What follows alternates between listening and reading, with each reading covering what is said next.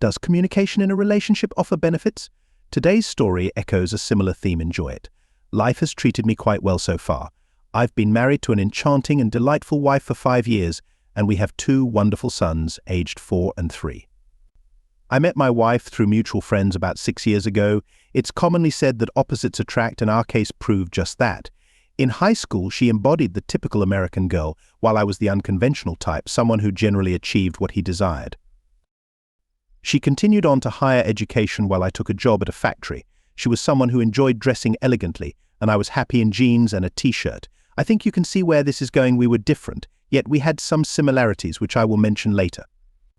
We first met at a New Year's party where she was with her date, a wealthy man who probably drew women with his affluence. She did not seem like someone easily influenced by money. Most people at this event were quite wealthy, except for me. I was simply a satisfied factory worker. I worked an 8-hour shift, enjoyed excellent benefits, and faced little stress. You might be curious about how I got invited to this event. One day, while driving home, I came across a stranded vehicle on the federal highway, a risky place during peak traffic. It was an expensive car, and as I approached, I recognized one of our office managers in the driver's seat alongside his anxious wife. I stopped before their car and introduced myself. Mr. Bailey, I'm John Davis from the alterations department. May I offer some assistance? I recognize you, I said. John, thanks for stopping. The car just stopped out of nowhere. Luckily, I was able to pull over, he replied, then added, let me introduce you, this is my wife, Emma. Hello, Mrs. Bailey, nice to meet you, though I wish it were under better circumstances, I responded. Mr. Bailey suggested, if you wouldn't mind taking a look under the hood, I'd appreciate it. Upon lifting the hood, I examined the engine. Mr. Bailey, have you changed the battery recently? I asked. You can call me Dan. Yes, we replaced it 2 days ago, he answered. I spotted a mechanic's wrench left on the battery, which had likely caused a short by touching the connectors. After removing it and tidying the connectors, I had Dan start the car. It started up, and I recommended he take the car to a mechanic for a comprehensive checkup to prevent any other problems. What do I owe you? Dan inquired. Nothing at all, Dan. Maybe one day you'll return the favor, I replied. It was a pleasure to meet you, Emma. Hopefully our paths will cross again, I added. Emma expressed her thanks, and they left. Assisting others always provides a feeling of satisfaction. A few days later at work, Dan thanked me once more, noting that the car dealership had to redo most of the vehicle's wiring, and he was lucky it hadn't ignited. I'm happy to have been of help, Dan, I concluded. Emma insisted I be invited to their New Year's event as a token of gratitude for my help. You're welcome to bring a guest, or there will be many suitable women there, he suggested as he handed me the invitation. Thanks, Dan, I might come alone. Extend my thanks to Emma for the invitation. From what I gather, one should wear a suit and tie, but dress however you prefer. John, it's a party. The aim is to have fun, I responded. My attire was trousers, a blue button-up, and a sports coat. This outfit was about as formal as my usual attire. Dan and Emma welcomed me and then introduced me to several others, including Kara and her date Rob. Kara was a beautiful woman and was very stylishly dressed. She greeted me with a smile, saying, "Hi John, nice to meet you." Rob, on the other hand, was precisely as I had expected, an arrogant man who was there for the financial benefits. Kara and Rob worked at the same firm. Emma was a silent partner at the firm and also employed there, though most just thought she was an assistant manager. As Rob was busy trying to impress the boss, I asked Kara to dance. We immediately hit it off. We danced, and she told me about her life. She noted that she and Rob collaborated professionally. She wasn't particularly fond of him, but had consented to accompany him to this event. She was familiar with all her own colleagues there, though she knew few of Dan's acquaintances. I divulged some personal information, thinking it might dissuade her as I am not affluent, yet it appeared not to trouble her. I judged her to be quite independent. We danced together about 4 times in a row before she remembered she was with Rob and left to find him. I danced with several other women, but the experience wasn't the same. When they realized I had no money, most would leave after the initial dance. I deduced that they were in pursuit of affluent husbands to these women. Love appeared inconsequential. At the stroke of midnight, everyone shouted Happy New Year and shared kisses. I sought out Kara and requested a New Year's kiss, which she granted. I pulled her in for a deeper kiss after a moment. She reciprocated. We exchanged several kisses before she stepped away. I inquired about her companion, and she assumed he might have departed with one of the secretaries. I asked if she was prepared to leave and offered to drive her home. She hesitated initially, then we said our goodbyes to Emma and Dan and departed from the event. Kara, I'm not ready to take you home. Shall we go to another party I was invited to, John? I'm uncertain why I departed with you. Rob will be upset on Monday for me abandoning him. Inform him you observed him with the secretary and chose to leave. That's likely his behavior anyhow. Please accompany me if for no reason other than for me. I want to flaunt you. You're the most stunning woman I have ever seen. Yet I'm not your partner. You will be if you join me at this party. Let's enjoy ourselves, Kara, I proposed. She smiled at me, and we attended a nearby party where I had friends. Everyone welcomed us warmly. They all commented on Kara's beauty. They posed numerous inquiries about her, but I scarcely knew her. We relished the party for several hours before I drove her home. She still resided with her parents, who were away for the weekend. Do you want to come in, John? She invited. Only if I may make love to you, I responded. We only met today. John, what would your opinion be of me afterward? I want to make love to you, to value your body. As for my current thoughts about you, later they will only improve. I might fall in love with you if I haven't already, I remarked, contemplating the moral implications, pondering whether she should or shouldn't. I didn't await a response. I took her hand and led her to the door. She handed me the key and we entered the foyer. She took off her coat and we moved to her bedroom. Silence enveloped the room upon our arrival. I kissed her very tenderly. John. 8:51. I've never done this on a first date before.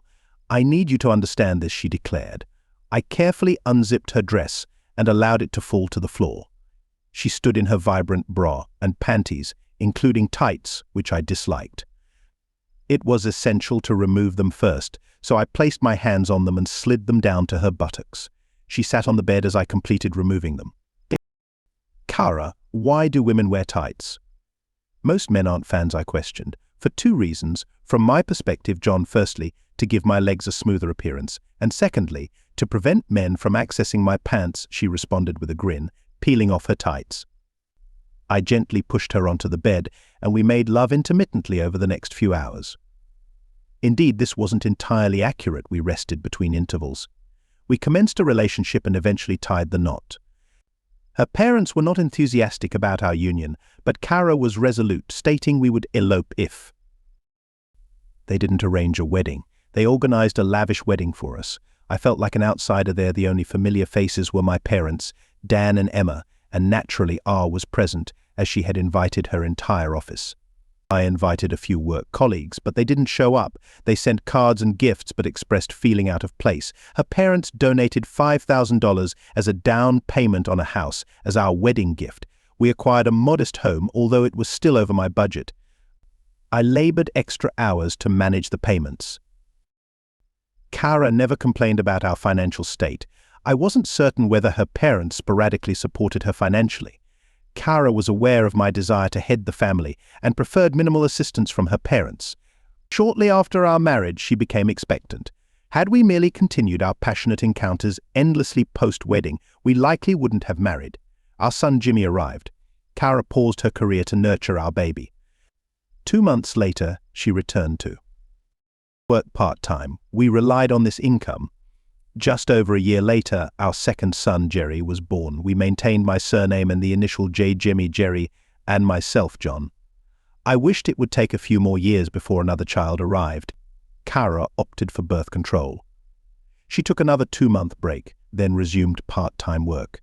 We then faced distressing news: my workplace was closing, intending to consolidate with another plant 2 states away. I was shocked. I had been employed there since high school graduation, now facing potential job loss. I returned home to discuss the options presented to us. We could relocate to Illinois, we resided in Ohio, or take a severance package reflecting our tenure. This was all scheduled within 60 days. Kara expressed her preference to stay. Our families were local, and she believed the children should remain near their grandparents. Job prospects were scarce. Kara proposed I stay home.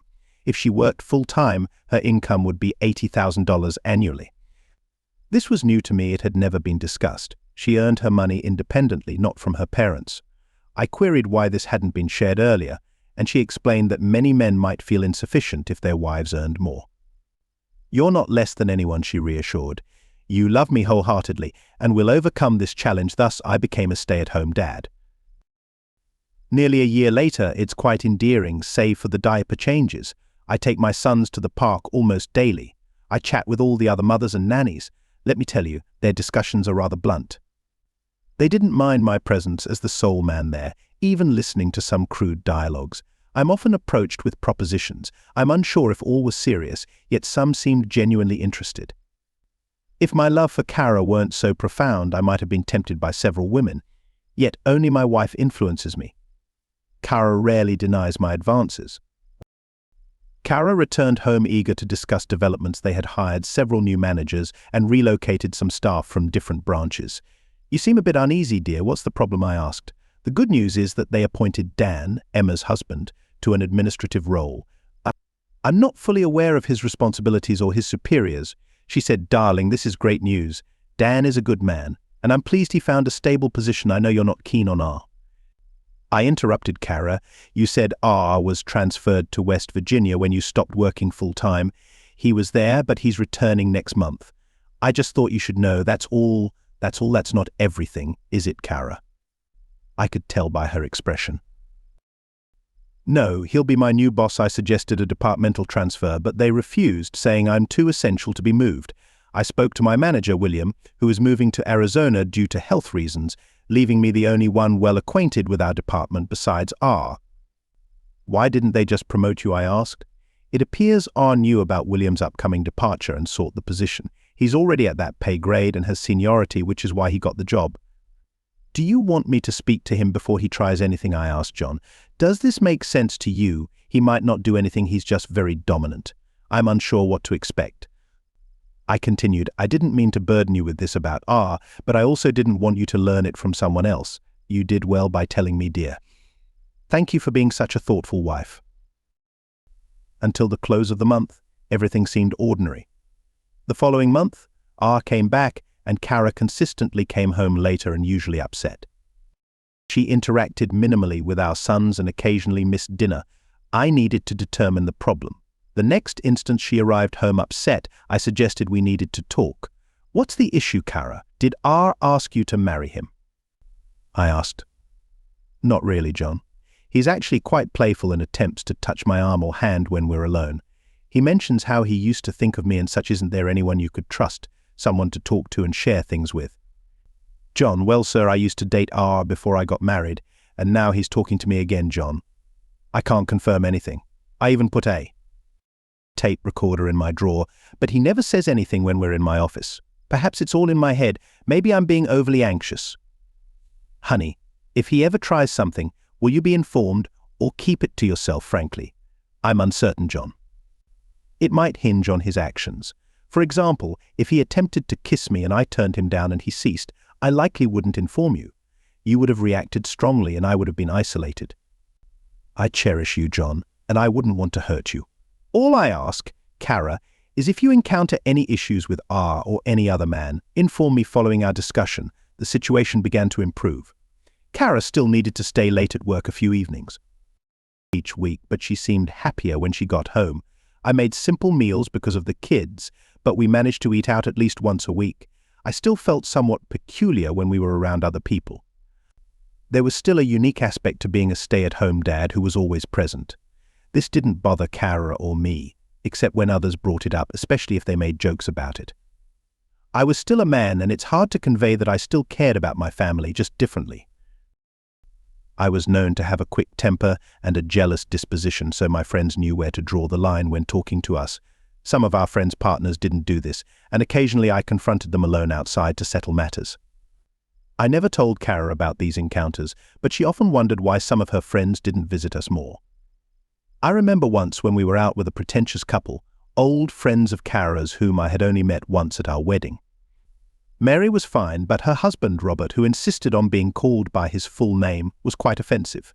At our dining table, he made several derogatory comments about men being the heads of households.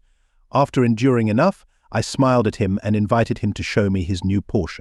Keen to show off, he quickly stood up to lead the way. We told the woman we would be back soon.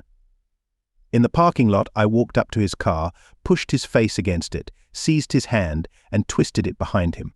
I punched him twice in the kidneys and scolded him, calling him an impertinent idiot, fed up with his remarks.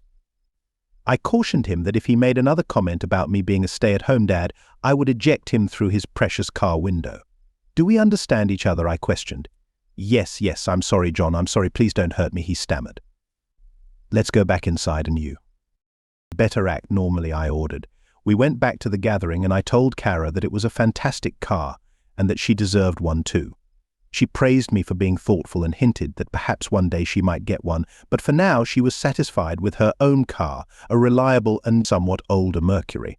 I had swapped my truck for a van because with the kids, we needed more space than my truck offered. During this whole discussion, Robert remained mostly silent. His wife looked at him several times, likely confused by his quietness. One day, Kara came home from work and mentioned she wanted to see a theatre play. She inquired if Mary and Robert were interested in joining us, to which Mary responded negatively. Following persistent persuasion, Mary admitted to Kara that Robert harbored negative feelings toward me and preferred not to mingle with us. I believed Mary had disclosed to Kara the incident involving Robert in the parking lot. I was curious about his description of the incident since he had not resisted. Kara was displeased with me. She proposed that she might as well go to the theatre with Mary and Robert and leave the caveman and, referring to me at home, "if that's your choice too." Hell with them. I have no desire to watch that dreadful play. Hey, here's an idea. Why not ask your boss, Rye, to go with you?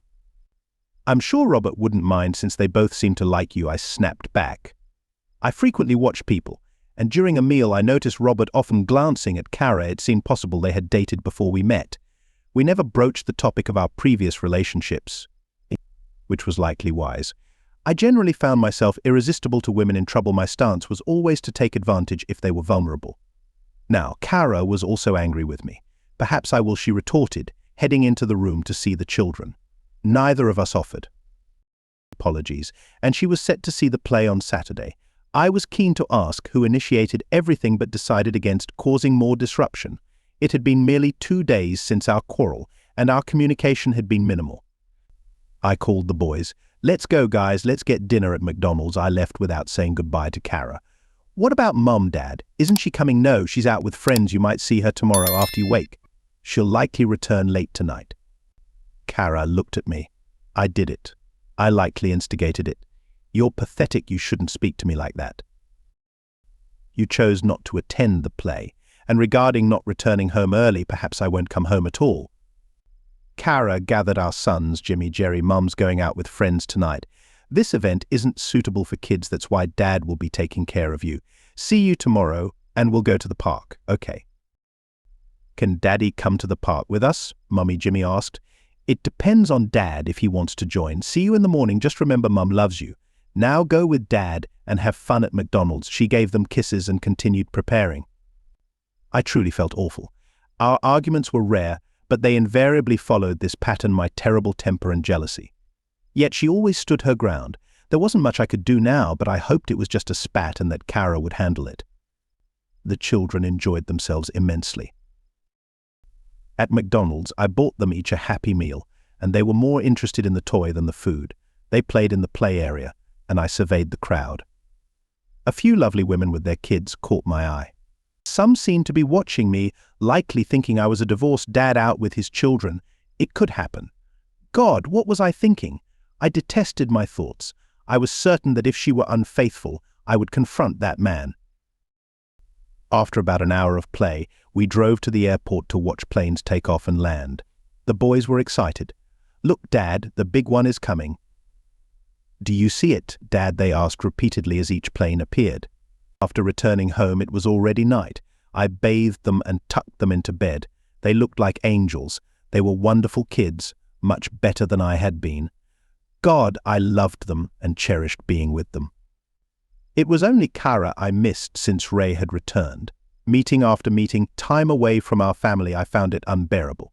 I lay on the couch watching a children's cartoon channel for some background noise. Around midnight, I heard a car in the garage. Kara came in and approached me. I pretended to sleep to avoid conversation. I wasn't prepared to deal with this at the moment. I observed her attending to the boys before she proceeded to take off her dress. It's possible she opted to bathe in the morning. I was the first to get up and noticed the theatre program on the table.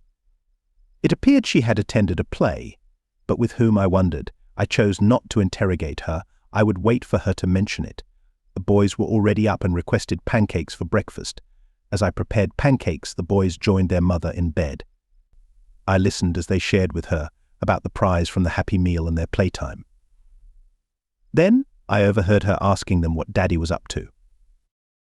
While playing, he just observed us, Mummy. Did he sit with anyone? No, Mummy, he was alone in the play area watching us. What does this all imply? She emerges and mistrusts me. Damn her. Perhaps I had given her cause. She was capable of taking the boys to the playground herself. The boys entered the kitchen and consumed their pancakes. Kara entered and attempted to converse amicably with me, but I did not return her amiability. She consumed 2 pancakes, sat with the boys, and talked. Before she could inquire if I was heading to the park, I informed her of my plans for the day. She would need to spend time with the children on her own. "Where are you off to?" she inquired. "Plans." "I have plans." "I'm meeting some friends. I must go alone," I replied. I could see her fury mirroring the way she had treated me the night before. I was no longer her pushover. I dressed in a nice shirt and trousers, told the boys to enjoy the park with their mother, and left. I had no specific destination. I simply sought retribution. How naive can one be? Our marriage had become a countdown to disaster that neither of us could halt. We were both too headstrong to abandon this mistake. I lingered at the airport for about an hour. Once I assumed they had left for the park, I returned home. Barely 5 minutes had passed at home when the phone rang. It was Mary. She apologized for missing the play. "You didn't attend the play, Mary?" I questioned. "No, that's why I need to apologize to Kara. I was foolish and irrational. Please tell her to call me once she's back." "Okay, John, certainly I'll tell her." "Thanks for calling," I responded. Now I was utterly confounded. If she hadn't gone with Mary and Robert, then with whom? Likely with Ted. I was seething. My thoughts were clouded. The bars were open, and I opted to visit one. This was something I hadn't done for a long time. I went to the local pub managed by my old friend Julie, who also owned it. She was 15 years my senior and a confidante. "Hey John, it's unusual to see you here. It's been months since I've seen you without your wife. What can I get you?" "Please, Julie, start me with 3 double whiskeys and 3 beers. Is this a solo night, old friend? Do you need someone to talk to?" "Not right now, Julie, maybe later. For now, I'm just going to drink." "Julie, do I have a line of credit? If I run out of cash, your credit is always good here, John. If you need anything, just let me know." The bar was nearly empty, with a few early patrons at the counter. Julie was an older woman who would likely do anything for a drink. I was completely spent. I glanced at the door, and Kara walked in. Julie summoned her to take me home. 2 women assisted me into the car. My sons giggled at me from the back seat. I heard Kara expressing her gratitude to Julie for the call. Kara mentioned that we would return for the car in the morning.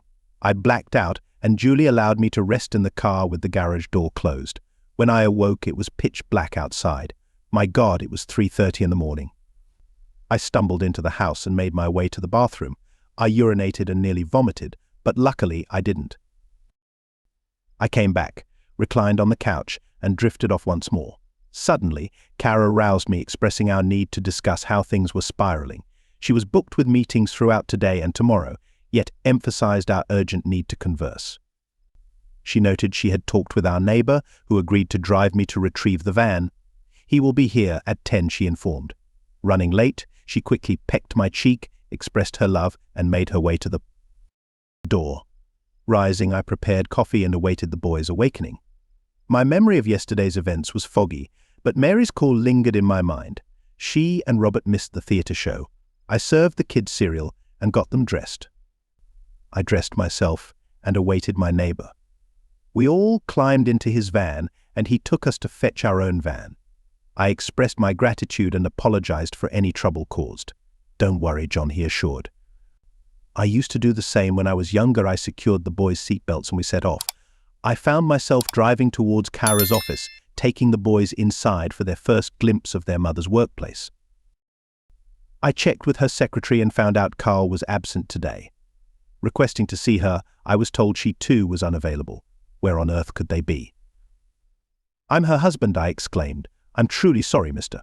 Poole. They are at a business event at the Holiday Inn," she replied. Just as I was leaving, Dan greeted me. "John, how is your day unfolding?" he asked. "Not well, Dan. I came to see my wife only to discover she's not here. She's at the Holiday Inn with that awful Ray," I retorted. My remark seemed to startle him, and he invited me into his office. While the children waited in the corridor, I spoke with Dan. "John, has Ray been inappropriate with Kara?" he probed. "I can hardly believe it." "This is new to me," I responded. "I'm not sure what's going on, but that's why I'm here to find out," I clarified. "John, they are definitely in a meeting at the Holiday Inn. They will be there tomorrow too. Please hold off on any drastic actions until we can talk," Dan advised. "Thanks, Dan. I must say, you've been a truly supportive friend," I acknowledged. He stepped outside to briefly chat with the kids. He was genuinely a good person. He and Emma made a great team. It was lucky he landed a job at this firm. The children and I departed, and as I drove past the Holiday Inn, I noticed Kara and Ray's cars side by side in the lot. It irked me as I drove home. When I got home, the answering machine was blinking. It was a message from Kara. "John, I'm sorry, dear, but this meeting is running longer than expected. Please start dinner without me. I'll talk to you when I get home. Kiss the boys for me. Love you," it read. What was I to make of it?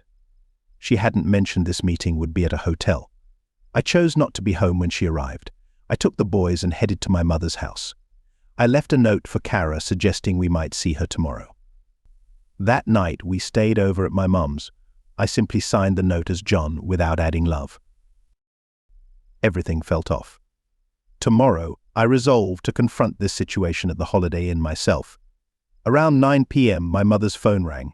It likely was Kara coming home. I asked my mum to tell Kara the kids were asleep, and I wasn't in the mood to talk. "I'll see her tomorrow," I heard my mother state. "It's no use, you're too stubborn," my mother added, although she appreciated Kara, unlike Kara's parents towards me. After the call, my mother remarked, "John, something is wrong. You and Kara need to sort this out." She was emotional. "I don't care what you think. Kara loves you, and you need to get your act together," she persisted. Arguing with my mother was pointless. Perhaps I inherited this from her. I moved to the sofa to try and sleep. I'm almost used to sleeping on couches now. I awoke the next morning, determined to resolve things. Despite all the conjecture, it all held significant weight. Today, I needed to meet Kara face to face. I decided to go to the Holiday Inn to learn the full truth. I asked my mum to care for the boys so I could speak with Kara. Mum was satisfied that I was at least providing Kara with an opportunity to explain herself. I reached the Holiday Inn and initially surveyed their vehicles in the adjacent parking lot. I entered through a side entrance and observed a sign directing to the location of the meeting. The doors were ajar, allowing me to listen in on the session. Roughly 10 people were gathered around an oval-shaped table. I glanced inside yet remained concealed. Kara was positioned next to Ray, that fool. I was listening from outside when another participant declared they would break for an hour-long lunch before wrapping up their day's tasks early. I rushed back to the van and awaited their departure. They opted to stay for lunch, however. I spotted Kara and Reed leaving through the side entrance. I rolled down the window to catch their dialogue. "What do you want, R? I don't want to be here with you. This could be misunderstood by others, and I have enough problems at home already," Kara stated. "Does your little daddy at home miss you? Does he suspect you have a lover?" R probed. "Stop it, R. Whatever was between us, or rather what wasn't, ended 6 years ago before I met John. When will you accept that I want nothing from you? Why are you making my life difficult? Don't you see that I don't want you? I want my husband, John. What does he have that you don't? Besides, he's the stay-at-home dad, and I'm the primary earner. When are you going to desire a real man like me and leave his insignificant 5th place? John is twice, no, 10 times the man you could ever be. You're fortunate I haven't told him about your harassment. He'll confront your pathetic attempt next week. Now, leave me alone. You think I fear the houseboy? Come here. Let me touch your breasts again," he said, reaching to grab her breast as she pulled back to slap him. He grabbed her hand. "Come on, Kara, is this the best you can do to resist?" I leapt from the van and in 3 seconds I confronted him. His expression was one of shock, and Kara inquired, "John, what are you doing here?" "I'm doing what I should have done a long time ago," I responded. I struck him vigorously in the abdomen, followed by a blow to the left side of his face with my right hand. I continued to hit him. At some point I may have broken his nose. Back to body punches, he didn't manage to land a single hit, using his hands only to protect himself. I heard Kara crying and pleading behind me, "Stop, John, please stop," as he fell to the pavement.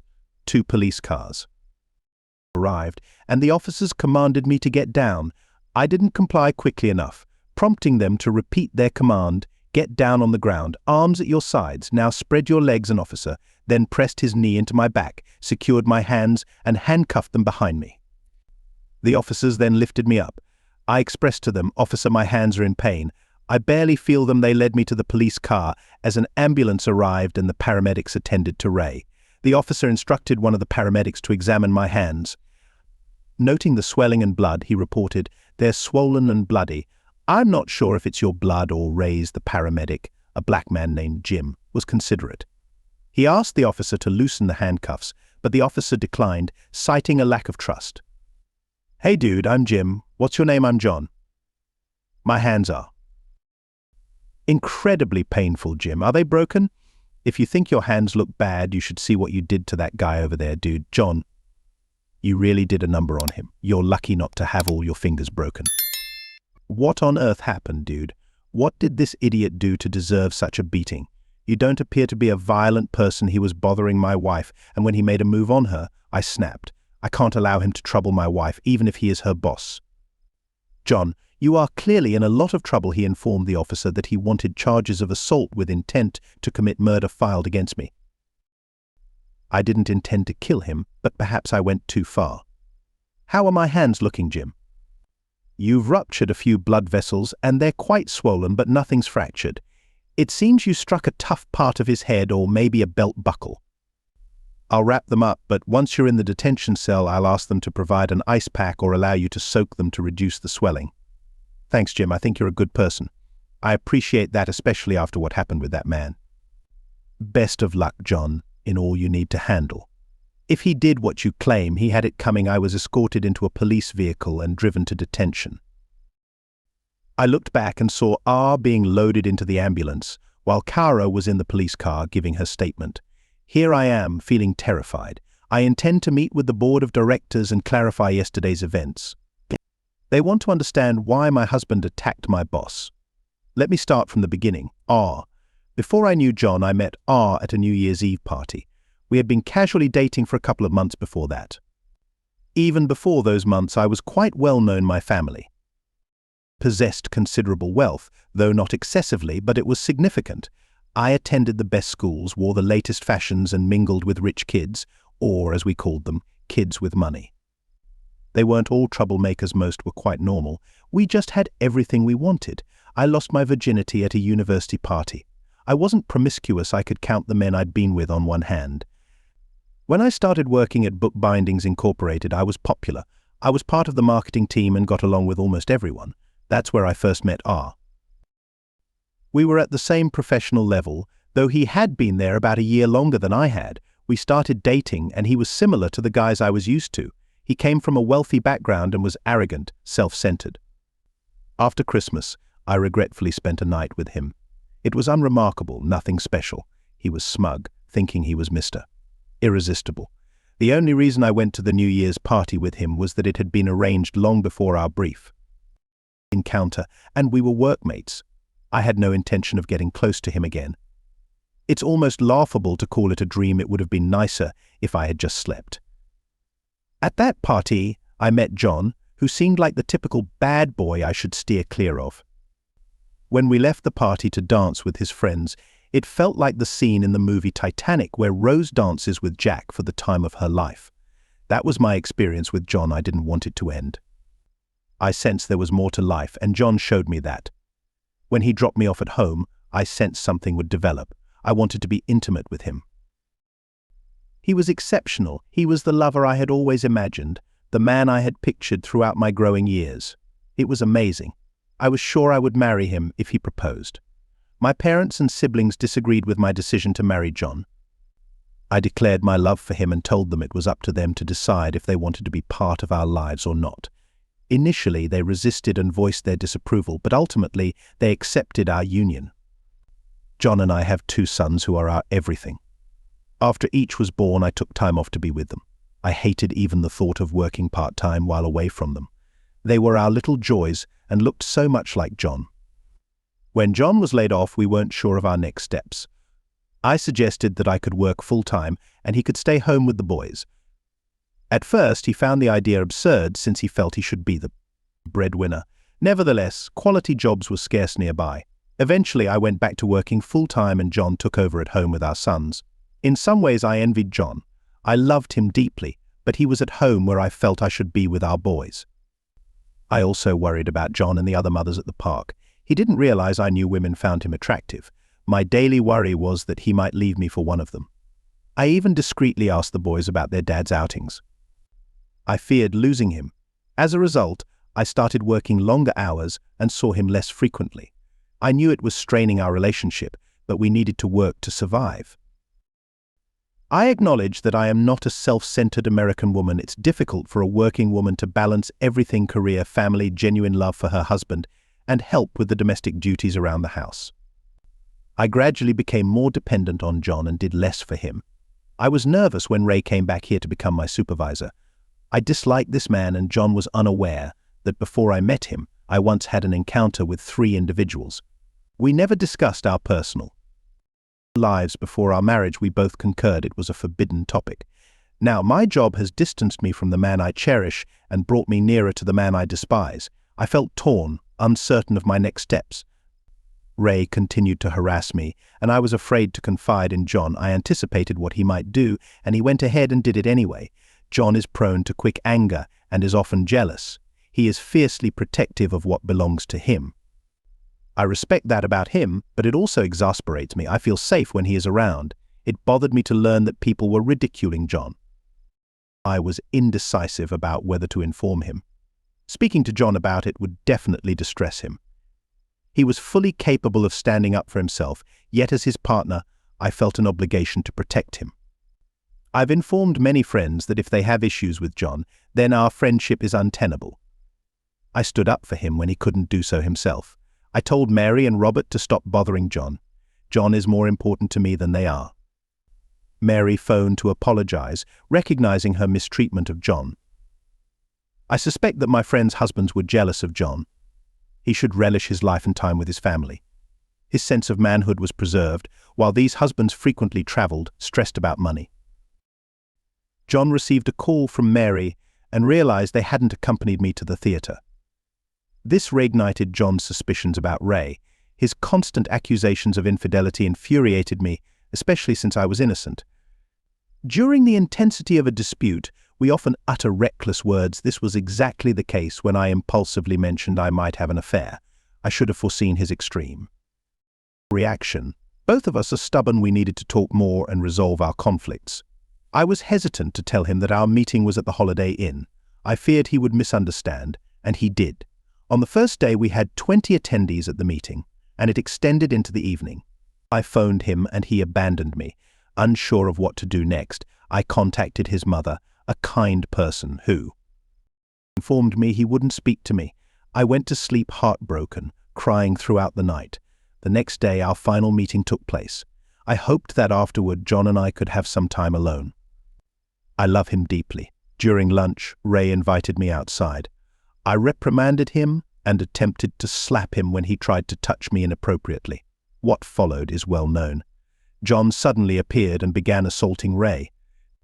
I was terrified that John might kill him and I might lose my John forever. Now he's imprisoned and I'm about to present my story to the board of directors. I'm scared and without John's protection. Here I am, in a cell, charged with assault with intent to inflict serious injury. Ironically, that was exactly my intention. They refrained from pursuing a murder charge because I had no weapons, not even my car keys, which I had left in my van when I jumped out. I immersed my hands in ice while in the holding cell. How they hurt. They're still swollen, and I have several cuts and bruises. According to Jim, they should heal in a few days. My bail was set at $100,000. I could secure release for $110,000. I've attempted to contact Kara, but I only reach her voicemail. I think I left her with sufficient problems. An officer came to my cell, informed me that my bail had been posted and that I needed to sign some documents for my release.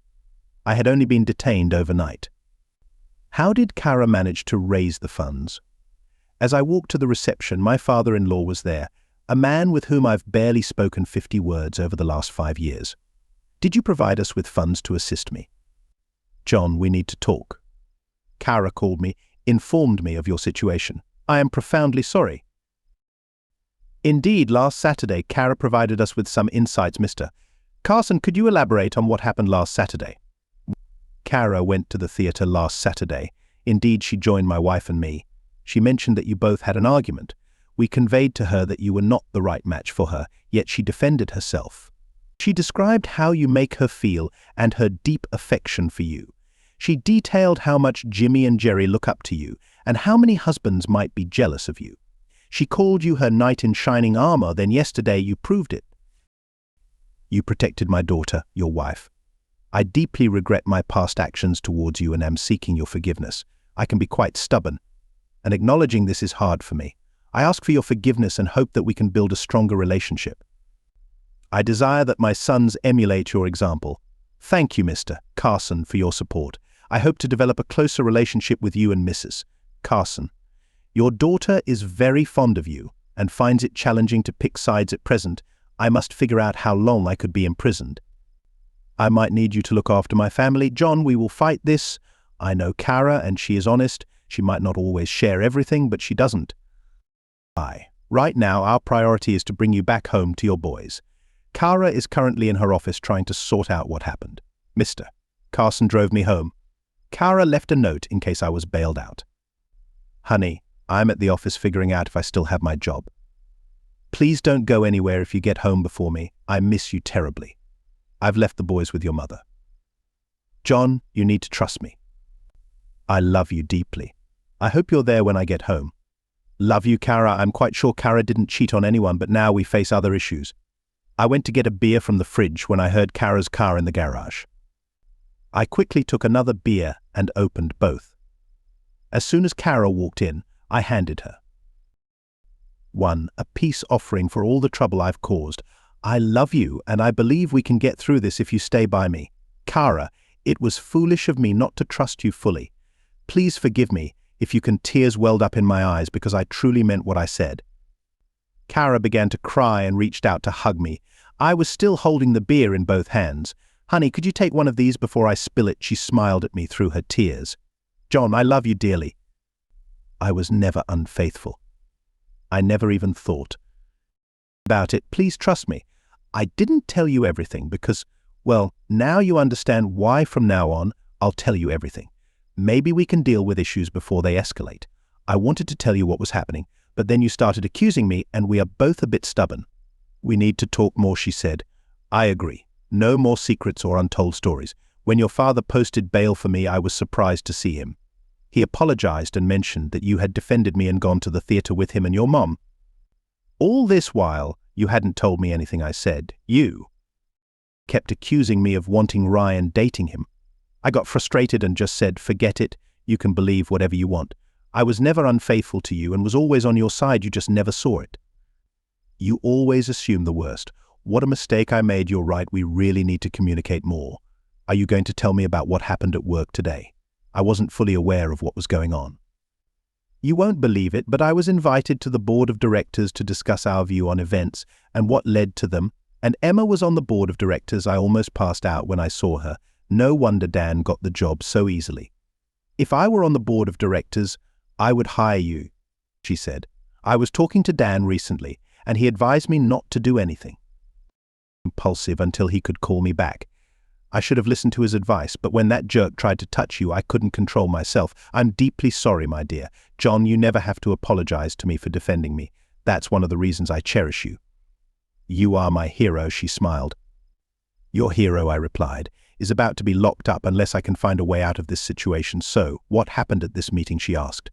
Emma started by voicing her concern for you and believed you were triggered to act as you did. I described how R attempted to hit on me and how I consistently spurned his advances, yet he continued. She proposed that I should have escalated it to the board and filed a complaint. I responded that I didn't have proof, it was essentially his word against mine. Another board member suggested I should have documented the incident to have it on record.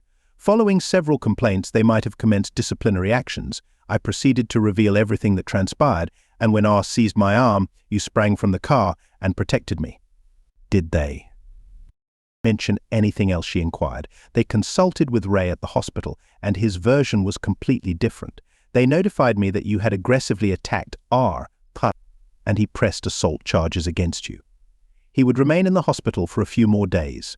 They asked if I wanted to file a charge of intimate assault against R. I doubted its effectiveness since I had no proof anyway. Emma took me aside and reassured Kara, believe me, go ahead. I heeded Emma's counsel and filed a claim of intimate harassment. The committee recommended I take the rest of the week off and return on Monday when they could review all the evidence and decide. I questioned whether my job was still secure, and one of the board members assured me they would inform me by Monday. God love, I really messed this up, I admitted. We had a few days to spend with the boys. There was nothing to be done at that moment, so we told the boys we would take them to the zoo as a family. Following the zoo, we stopped at McDonald's, and afterward they wished to see airplanes.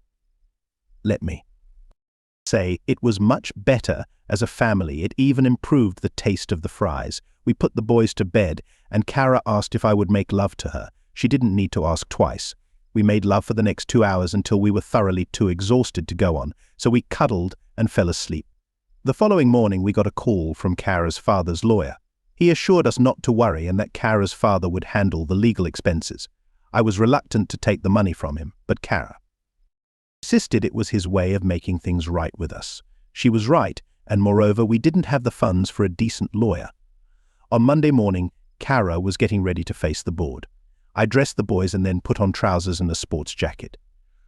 Carl looked at me and asked, "Where are you going?" "We're leaving the boys with Mom, and I'm going with you. I caused this problem, and I will be with you till the end." "You shouldn't go through this alone," I declared. She cried and kissed me. After leaving the boys, we entered the office and went up to the waiting room. The secretary came out and asked Kara to step into the hallway. Kara told me to wait for her. She went into the meeting room and was asked to take a seat. "How are you holding up?" Emma asked. "As you would expect, JN has my support," Kara replied. "How's John?" "How is he handling the stress?" Emma asked. "Well, he's here in the waiting room. He didn't want me to go through this alone," Kara answered. "Is JN in the waiting room?" "Ask him to come in," Emma suggested. The receptionist invited me inside. I sat next to Kara and held her hands. "How are you, John?" "How are your hands?" Emma asked. "They're improving." "I'll be all right in a few days," I replied. "John, Kara, we think we have some promising news for you. We had Ray visit recently. Anyway, John, you really entertained him well. We reviewed the harassment complaint you filed last week. Naturally, Ray denied all allegations. We interrogated him." A board member continued. "What then prompted John to confront him?" "Obviously, he had no clear response for us," another board member continued. Ray acknowledged that while the claims are unverifiable, which we agree with, he would agree to drop the accusations against JN if you, Kara, would withdraw the harassment charges against him, and no disciplinary actions against them would also be declined. So, Kara, this decision is yours. Are you willing to dismiss the harassment charges against Reed so he can dismiss the assault charges against JN? Kara cried, holding my hands tightly. I saw Emma's eyes start to tear up as well. "God, yes. Thank you immensely. I'm speechless," Kara declared. "I need to say something, Emma and everyone else. I deeply appreciate your support here and I don't want to seem ungrateful, but does my wife still need to work under Ray?" "It's difficult for me to accept," another board member remarked. "We've thought about that too. We might suggest something, but it's up to Kara to decide differently." "Kara, would you consider taking over as department head? I don't see why you said there would be no punitive measures. What will happen to Ray if I'm promoted?" Kara asked. "He's going back to West Virginia. He was upset after the lawsuit, but we clarified that it wasn't punitive. It was just a wise corporate choice. He's on medical leave for a month, then will be transferred. We're not keeping him in the same condition as now. So Kara, is this a yes to the promotion? Kara turned to me. Well, honey, should I take the position? She grinned at me. Absolutely, just make sure not to work too late. The boy and I will make dinner, I grinned in return. Emma added, all right, I think we've achieved a lot here. Oh, Kara, I genuinely care about my predicament and am profoundly grateful for everything, Kara replied. After we exited the conference room, Dan greeted us with a smile. I didn't just shake his hand, I hugged him. He was a true friend. As we got into the car, I suggested Kara should call her folks and invite them over for dinner. We're hosting, we've got exciting news to share with them. I think this marks a good start to better understanding each other. 2 years have passed since that day. Our life together has been quite remarkable. When either of us becomes too adamant, we use the term stubborn. It's our cue that it's time to talk. I still look at other women, but I'm honest with Kara about it. I always answer, but things are better at home. Kara has come to terms with the fact that I can look but not touch.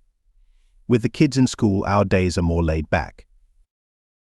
I told Kara that I intended to look for a job that day. My father-in-law called me.